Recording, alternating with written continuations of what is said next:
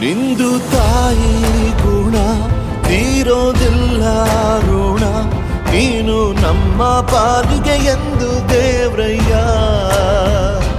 ತಾನು ನೋವಾ ನುಂಗಿ ಜೀವ ನೀಡೋ ಮಗ, ನಿನ್ನ ಪಡ್ಕೊಂಡಿದ್ದೆ ಪುಣ್ಯ ಗಣಯ್ಯ.